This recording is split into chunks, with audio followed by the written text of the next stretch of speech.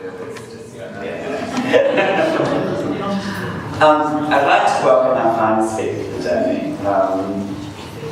We have Elio Novello. He has served for 4 years on the management committee of the Support Association for Women of Afghanistan.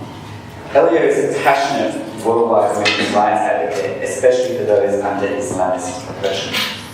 Oppression suffered by many Afghan women who are denied access to education, undervalued, and suffered forced marriage and armed violence inspired by the country's permanent religiously justified cultural traditions. Australia's 12-year involvement in climate and forces in Afghanistan have both improved women's rights, but also in many ways placed women in Afghanistan in greater danger. The ongoing conflict is one of the push factors behind refugee movements. Elio comes to help us understand these push factors so that we can better respond to refugee movements and those seeking asylum in Australia. Please join with me in welcoming Elio.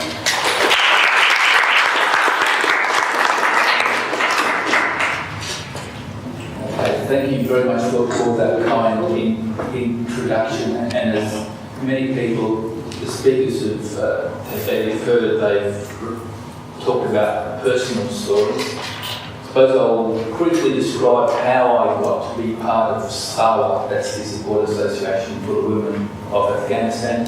It has to do with poetry, as it turns out.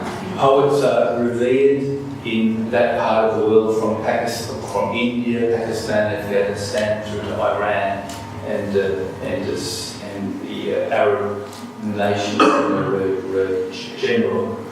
And the poets are revered as leaders and also known for their wisdom. And of course, when the Taliban came along, it sort of stopped that. And in particular, women had difficulty getting their poetry out. And so there was a project called the Afghan Women's Writing Project. And basically, they smuggled the poetry out of the country. It got translated in the United States, it got put on the internet there, and also the names of the poets was changed as well in order to protect them. So I'll read you this particular poem. Remembering 15 is by Royal, is her name. And I feel so numb. Pain starts growing inside of me. I begin to hear, you have to. Have to. I must live with have to. I have to buy a burqa and hide the world under it. I have to forget the sun. To talk about the moon is a risk. I have to wear clothes people choose. The colours they dictate. I have to live with negative imperatives. Don't laugh. Don't speak loudly. Don't look at men. Shut up. I am sick of hearing don't. I am 15 and the boy I cannot forget waits on the street to see me with my burqa on the way to Lala's bakery and gives me postcards of birds flying in a sky filled with freedom. He knows my smell. Love is blind for him. He lives with the smell of a woman. And Mama always says, be like other people. Be like other people. I wonder whether I agree. I have to learn how to bear the pain of being human, the pain of being a woman, the pain if Dad discovers the postcards hidden between the bricks of the wall, the pain if the neighbour's naughty son steals the postcards, the pain if Dad says never ever go to the bakery, the pain if the rain washes the mud off the wall where his letters are hidden. The rain does wash the mud away, along with his words on the letter, I love you and I love your blue burqa. But the rain can't wash his love from my heart. The rain can't wash the pain from my heart. Still, I keep my blue burqa in the Museum of Memos still I paint the birds with blue wings.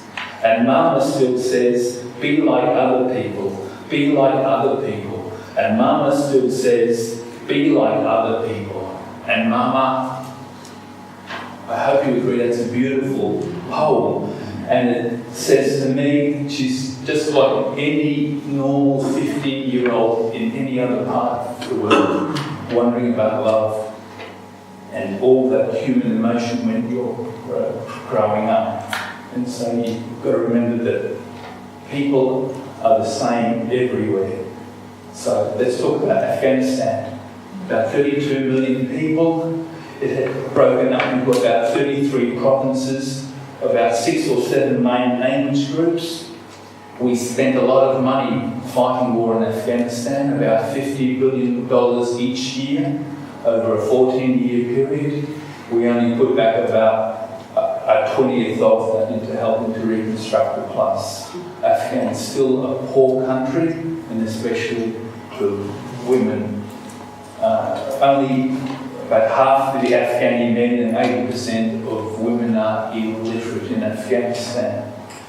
Why was Afghanistan selected? Well, it has linkages with Australia with respect to the cameleers, the ships in the desert that used to supply, especially in WA, the gold fields and further north. And of course, it's been a place where refugees have tried to come into Australia, fleeing the Taliban and also the warlords there. Also, the engagement of Australian troops, they have been losing their lives there because basically some of the Afghanis, at least they're sick of foreign occupation. They've been, the actual country or the particular land, it's been occupied over many centuries by different, sort of like at the crossroads between east and west. At least 10,000 Afghani civilians have been killed as a result of the war on terror. Somehow I don't regard SAWA as a small NGO, but I suppose we are. You'll get an idea of how small we are in further slides. But large-scale aid projects, they tend to benefit more the donor rather than the person who's receiving the aid. I think it's understandable.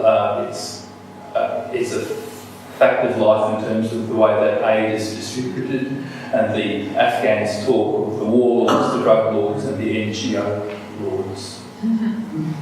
The Support Assoc, the SAWA, it was established in 2004. The WA has a branch of it, and basically it's there to help educate women, provide human rights education, but also literacy courses, help sewing, computing, those sort of basic, the basics that women can then use to, first of all, feel more confident in themselves, feel as though more valued members of society, and then also they can help their children as well.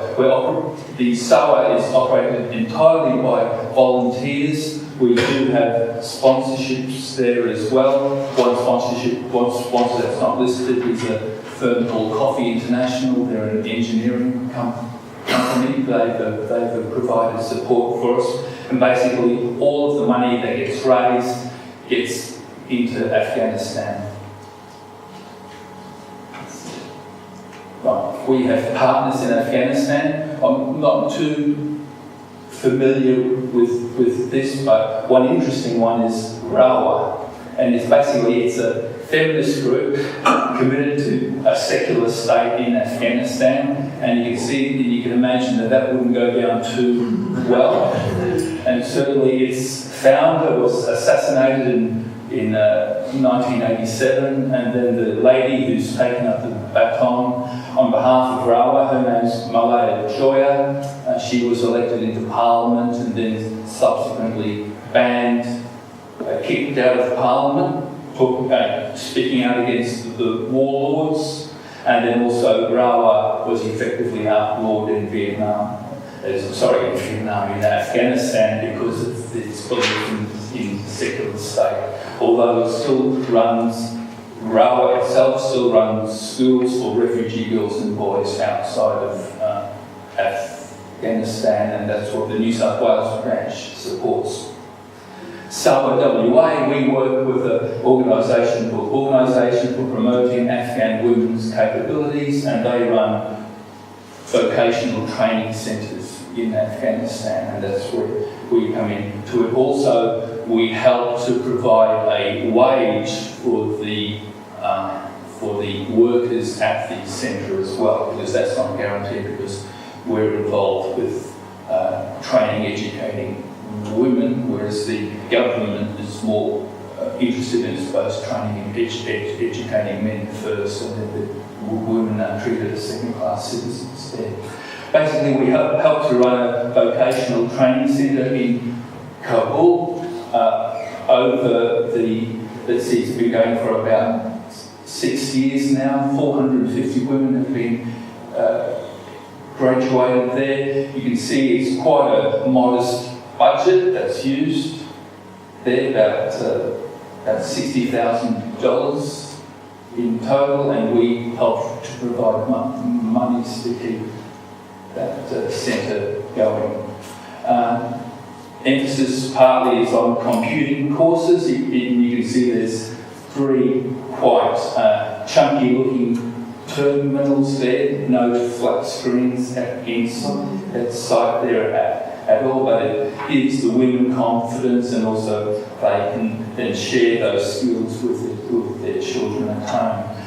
In terms of, I suppose, testimonials from some of the graduates, particularly like the middle one there by Suraya, and she's talking about her personal things, saying that I'm a mother of 4 children, lots of economic problems, insecure situation, and other family problems made me sad and sick. I hate my husband, she says, but that's, I think, because they're fighting all the time. But since coming to the literacy course, things are better for her, and she's thankful for all the course.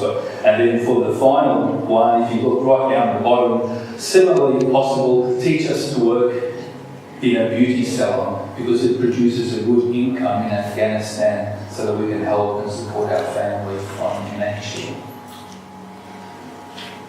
So this is Kabul, and show you some pictures. That's the vocational training centre for women that we help support. And idea of the classes, that would be a literacy class. You'll notice that some of the women, in terms of when the photograph is being taken, they're hiding their faces. That's not to do with a particularly Islamic thing. It's just a cultural thing, and it's prevalent all through Afghanistan, and then it's prevalent through to India, even to Thailand. Say in Buddhism is a big thing as well, as to not being having your photograph taken. Here they're doing their sewing class. And then that's the Latifah, she's the director of the centre, and that's once again the computing class as well. Now, there's a book that was published just recently. What happened is that some Australian women artists, they drew images of Australia on concertina cardboard fold-outs, and then they shipped or they got those fold-outs into Afghanistan, and then they allowed the Afghani women at the centre who were just learning to write their response to the images, to these Australian images. They wrote their responses to them. Then, put it back again. Back there. Then the images with the written responses scrawled on them came back to Australia, put into a book, and this was this Two Trees book, of which it's included in the raffle prize, I think, as well, the Two Trees book. And then they presented the Two Trees book back to the women in Afghanistan who'd actually written on the original artwork, and that's Latifah there presenting it to people. And there's some of the images, some of the photos with them. They're looking at their own work, I suppose. You'll see one, they're all very excited. And the one's obviously found one that she's actually written on, so she's very excited by that. And this is, I suppose, comments from Latifah. She's the director of the Vocational Training Centre, and it's in terms of the introductory text of the book. In a country where every 2 hours a woman is dying during pregnancy and childbirth, in a country where women are considered a second person and change hands even against animals, in a country where women are locked in their houses and not allowed to travel without a male member of her family, if a flower or a picture or a gift is dedicated to one of these suffering women, it is the greatest gift for her who will never have dreamed about. Receiving a message of Australian women to share their ideas with them is the greatest gift in their lives. So that's really all I have to say, really. That what we do is we try, we're a very modest organisation. We only run 1 or 2 charity events each year. Every money that we make, there's a way of getting the money into Afghanistan so that there's no taxes having to be paid, so it all goes there. And it's just there to supplement the activities of the training centre. It's there because the money that they get from the local government is not guaranteed. It's likely to be first. They're likely to lose that money first rather than other educational centres in Afghanistan.